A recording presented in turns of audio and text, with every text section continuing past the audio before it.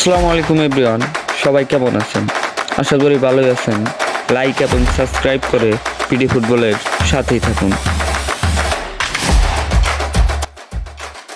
স্বপ্ন এবার সত্যি হওয়ার পথে।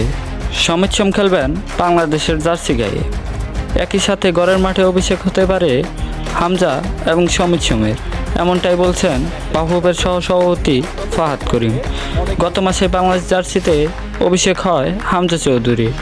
এরপরই বাংলাদেশ ফুটবল প্রেমীদের আগ্রহের কেন্দ্রবিন্দুতে ছিলেন সমিত সোম বর্তমানে খেলছেন কানাডার প্রিমিয়ার লিগে। এছাড়াও তার অভিজ্ঞতা আছে মেজর লিগ সকারে খেলার। মেজর লিগ সকারে খেলেছেন 43টি ম্যাচ, যে লিগে বর্তমানে দাপিয়ে বেড়াচ্ছেন মেসি, সুয়ারেস, আলাবা, সার্জিও বুস্কেস এবং হুগো লরিস।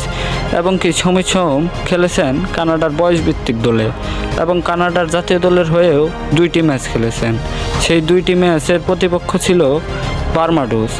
আগামী সপ্তাহেই তার জন্মসনদ পেয়ে গেলে এবং তার পাসপোর্টের কাজ শুরু হবে।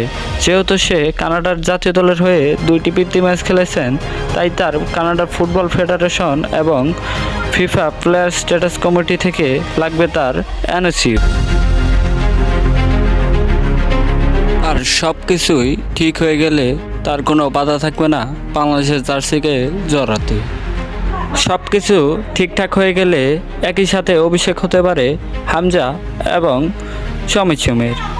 এক অসাধারণ মুহূর্তের সাক্ষী হতে চলেছে ঢাকা ন্যাশনাল স্টেডিয়াম।